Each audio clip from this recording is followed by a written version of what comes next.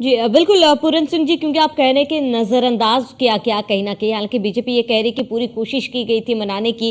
इसके साथ ही आपको ये जो नतीजे सामने, आपको सबसे बड़ी और मुख्य वजह क्या लग रही है? क्या बीजेपी काफ़ी ज़्यादा आश्वस्त हो गई थी अपनी जीत को लेकर? देखो, एक तो मैं शुरू से कहता रहा, फिर क्या है कि ये देश लोकतंत्र का देश है, ये ना भाजपा का देश है, ना कांग्रेस का देश है। और आज भी ना कांग्रेस जीती, ना बीजेपी जीती, आज भी ये लोकतंत्र की जीत है। आज दोनों पार्टियां, चाहे इंडिया गठबंधन हो, चाहे एनडीए गठबंधन हो, बिना किसी बहुमत के सरकार ना भाजपा के साथ गठबंधन है, ना कांग्रेस के साथ।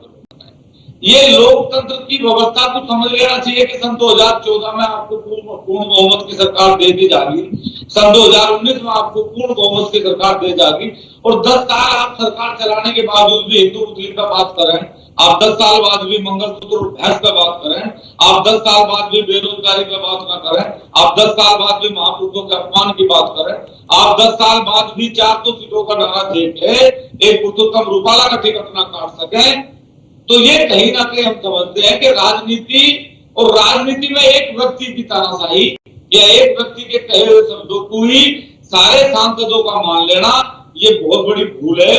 और ये समझ लेना चाहिए कि ये लोकतंत्र का देश है भारत, यहाँ ये किसी भाजपा या कांग्रेस या अन्य दल का देश नहीं है। यहाँ लोकतंत्र हमेशा मजबूत रहेगा, और हम जैसे लोग हमेशा लोकतंत्र के लिए लड़ते हैं। बिल्कुल, यानी कि पूरन सिंह जी, ठाकुर समाज की तरफ से एक मैसेज सभी पार्टियों को दिया गया है कि अगर नजरअंदाज किया जाएगा, क्योंकि ये लोकतंत्र देश है और अपने जो मताधिकार है जनता के पास, उससे ही वो जवाब देंगे सरकार को। क्या अनुप्रिया पटेल चुनाव के उस चरण में ये कह रहे हैं कि राजा की कोख से जन्म लेते साथ? अच्छा भाई, पता है सबको कि लोकतंत्र में राजा जन्म नहीं लेता, लेकिन क्या आप कह के अपमान नहीं कर रहे हो समाज का? आप ये बात कह के कि अब राजा पेड़ से, भाई जी मुझे पता है कि जो चीज नहीं है, आप फिर भी आप कह का अपमान करो, तो फिर उसका बदला क्यों ना लिया जाए?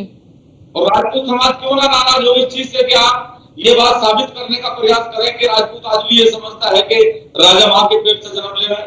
क्यों हम चुनाव नहीं लड़ते? राजा भैया चुनाव लड़े तो ईवीएम से लड़े, वो विधायक बने तो ईवीएम से बने, राजनाथ सिंह सांसद बने तो ईवीएम से बने। हमने कब कहा? लेकिन क्या ये बात कह के हमारे ऊपर प्रकाश करना कि राजा ईवीएम से निकलते हैं, पेट से नहीं, तो हमने ये भी बात उन्हें बताई कि राजा हमेशा पेट से ही जन्म ले रहे हैं, ईवीएम से सेवक जन्म ले रहे हैं, ईवीएम से सिर्फ सांसद और विधायक जन्म ले रहे हैं। राजा बनना ये अपने कर्म और सौभाग्य की चीज है, और वो हमेशा पेट से जन्म ले रहे हैं। तो भारतीय जनता पार्टी अपने घटक दलों पर बैन नहीं लगा पाई, अपने सांसदों पर बैन नहीं लगा पाई, और आगे जो नतीजे आए ये चीज का प्रमाण है कि भाजपा का सबसे मजबूत स्तंभ, और भाजपा उस समय जब 2 सांसद हुआ करते थे तब भी इनका झंडा डंडा लेकर चलने वाला ये राजपूत समाज आज उनसे छिटका, तो उन्हें ये दिन देखने का मौका मिला कि आज उनकी देश में पूर्ण बहुमत की सरकार नहीं है। और यदि राजपूत समाज को नजरअंदाज करा जाएगा तो आने वाले समय में भी भारतीय जनता पार्टी को बहुत बड़ा नुकसान उठाना पड़ेगा। बिल्कुल पूरन सिंह जी, क्योंकि अनुप्रिया पटेल का भी आपने जिक्र किया, कहीं ना कहीं जो नतीजे सामने आए हैं वो नतीजे राजा भैया के नाराजगी का भी कहीं ना कहीं परिणाम है, जिसने खेल बदला है। क्योंकि नतीजे देखिए सामने आ चुके हैं। राजा भैया की नाराजगी कम होगी क्या पूरन सिंह जी? तो राजा भैया की नाराजगी या पूरन सिंह की नाराजगी किसी अनुप्रिया पटेल से नहीं है, वो किसी राजभर से नहीं है, वो राजा भैया की नाराजगी और हमारी उन शब्दों से है जिनका लोकतंत्र में मर्यादा को तार-तार करने से। जब हम वोटर हैं, अनुप्रिया पटेल भी वोटर है, चुनाव लड़ना एक अलग चीज, और फिर लोकतंत्र में खड़े होकर इस भाषा का प्रयोग करना, बार-बार कहना, कभी पुरुषोत्तम रूपाला के रूप में गालियां देना, कभी अनुप्रिया पटेल के रूप में कटाक्ष करना, कभी अरे एक सांसद ऐसा नहीं बना, आंवला से एक सांसद है धर्मेंद्र कर, वो तो कहे कि मैंने राजपूतों की मतलब माता और बहनों के पेट का ऑपरेशन कर दिया, कोई राजा नहीं पैदा होगा।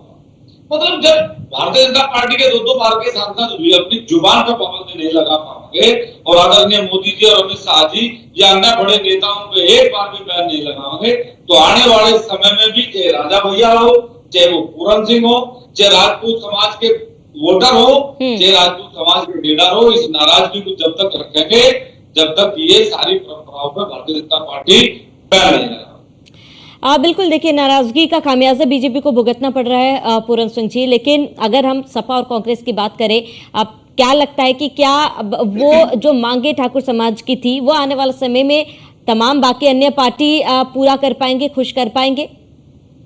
देखो, हमारा पार्टियों से कोई मतलब नहीं। हमने ये राजपूत समाज के स्वाभिमान की लड़ाई थी। अगर कल यही काम अन्य पार्टी या अन्य नेता करेगा, उसके खिलाफ भी हम हमेशा लड़ते रहेंगे, क्योंकि सेना का काम है लड़ना, चाहे युद्ध पाकिस्तान के साथ हो, चाहे चीन के साथ हो, चाहे अमेरिका के साथ।